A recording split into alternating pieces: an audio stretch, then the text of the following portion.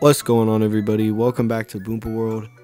I recently played through Yoshi's Island and I'll describe my time spent as a hoot. I went to GameStop like the day after I beat it and I didn't really know what I wanted. I saw GTA Definitive Trilogy and I saw on Twitter people were like shitting on it, so I stayed away from it. But what the hell? I kind of was there. I couldn't decide if any game was really worth it. Then I saw Yoshi's Crafted World in the Switch section. I felt the need to have a little second part to our little Yoshi special, so here we are. I wanted to see how much Yoshi's changed since 1995. Have they evolved? I mean, let's be real. Yoshi's Island is gas, so it will probably be hard to live up to Big Brother. So I'm not gonna be too judgmental. I know they spent a bunch of time on this toddler dream room arts and crafts bin art style, and I'm looking forward to that with like the 2.5D elements I remember in like the other Yoshi games, like Yoshi's Story. So let's check this game, see if it can revive my inner kid and keep youth's eternal flame from fully burning out. Let's get started, and you already know, like and subscribe for more Boompa World. Let's try to have some fun.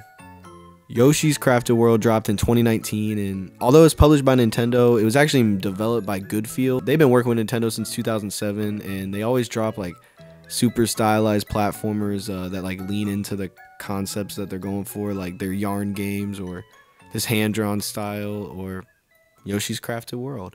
All the games they made with Nintendo are like cute as fuck, and this one kind of falls in line, judging right off this intro cutscene. You know, Kamek and Bowser's son, they're plotting on us, and they try stealing the Yoshi Infinity Stones in this like stop motion-y looking clay cutscene, but instead shoots them all out over the world. So now you gotta have an adventure and get them before the bad guys do. Let's get it, Purple Yoshi.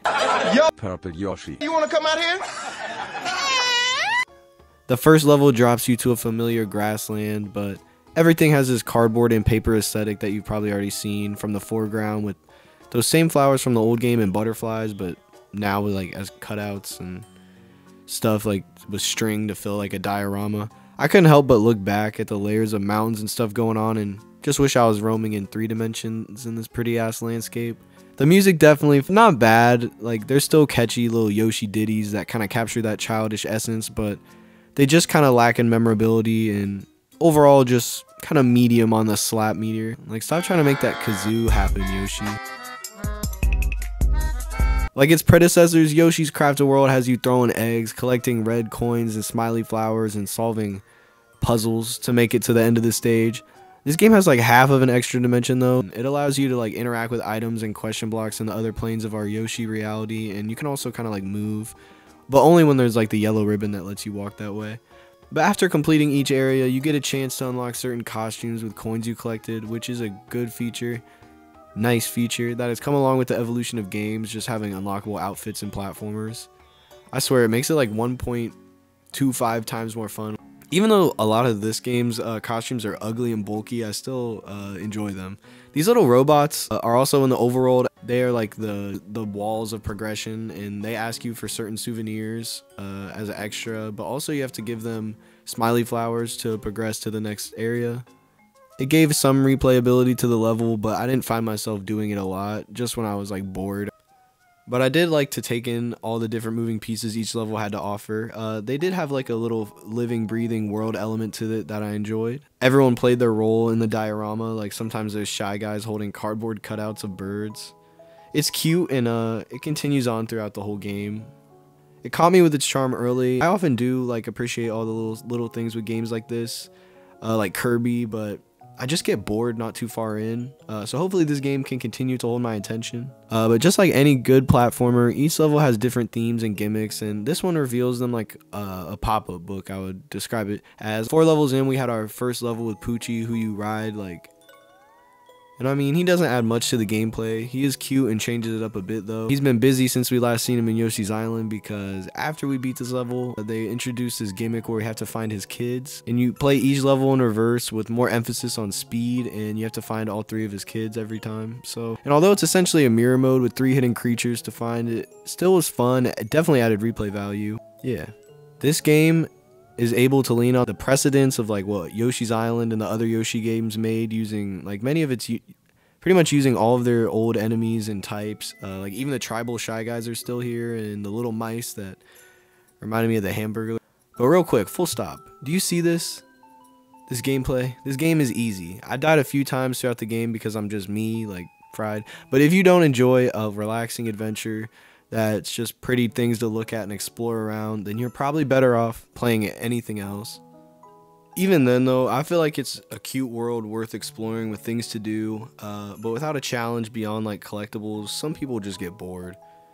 I feel like there's so much to these levels, I feel bad going quickly through them, and it kept making me want to go back. And it was an enjoyable gameplay loop at the start that kind of wore out like as the game went on because I just kind of wanted to finish it. But after the first boss, the game kind of allows you to go whichever way you want to go to the rest of the game, adds another level to it.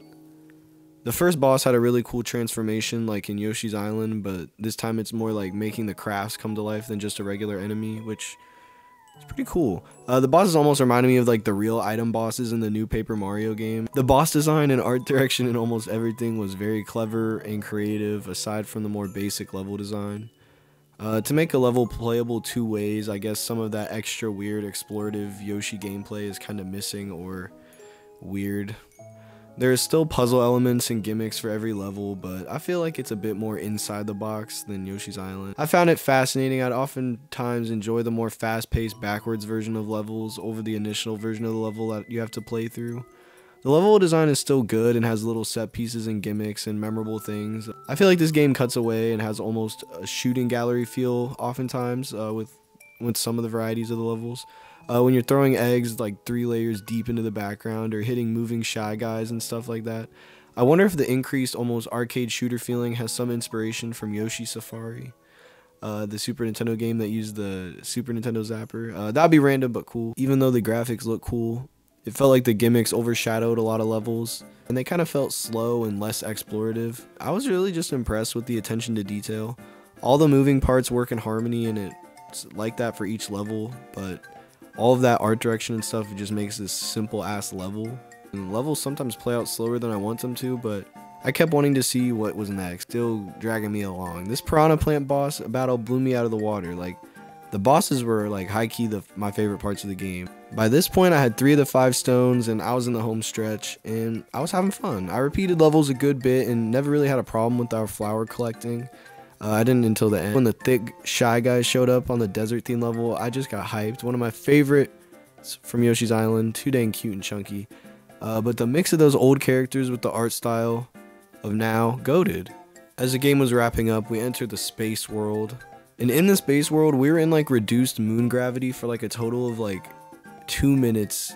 But I thought it was really cool they added it in just for those 2 minutes. As expected, level design did get weirder and platformers get more oddly shaped. We're definitely in the big boy kinda hard territory, but it's still easy. But before I get this last gem, I feel like I should check out any other weird shit in this game. Like let me look around in these menus, get every Yoshi fitted up in the costumes I collected, maybe look around in my like empty scrapbook. When I saw scrapbook, I thought it meant like I was gonna be able to like make like pages of like a scrapbook or something, but no, it just makes you can like look at the collectibles. But yeah, I guess now I'm prepared for the final boss. And you know, Yoshi games usually have pretty memorable final bosses, and this one was no real different. Had this little switcheroo cutscene where we get all the power gems and we're all hype, and then they steal them from under our nose, and then they power up and try and beat us, but we have the power of friendship and a super generous health bar, so Yoshi is able to take them down. And overall, it was just a charming but straightforward fight, and those are the 2 words I would describe the game as, really. Straightforward and charming. The fight had 2 phases and ended with Yoshi and the squad returning home with their gems, where they can finally chill, which I'm about to do with a different game. Because yeah, this game was fun, and I don't know if I really feel like I'll go back to it after beating it. I experienced the pretty art styles, the vast array of designs and crafts throughout each level. Even replayed a lot of the levels like right after playing them. I find myself going back a couple times. I played the backwards versions of each level, scoured around for a couple collectibles for the little robots. But yeah, with the moving times of today, I just feel myself wanting to play other games. I could see myself maybe playing this with like a friend, relaxing, fun, like co-op, couch co-op, maybe with like a little cousin or something, if he pulled up. But yeah, they definitely love this, and you probably have to end up giving it to like your little cousin if you played it with him. I don't know. But hey, what did we learn? What is the takeaway? Yoshi's Crafted World is enjoyable. Probably not worth $60, but if you see a deal, you might have a good time. It's surprisingly full of levels with so much variety, and they all have that familiar Yoshi feel. So it's high quality like platforming, but it's very simple, straightforward. Yoshi cuteness on Switch. I liked it, but I probably won't go around praising it or topping my like all-time Switch games. It was just a good time. I said it. Yoshi's Crafted World, a good time. See you guys soon with some other bullshit, probably on PS2 or Wii. I've been really enjoying the Wii lately, so yeah. See you later.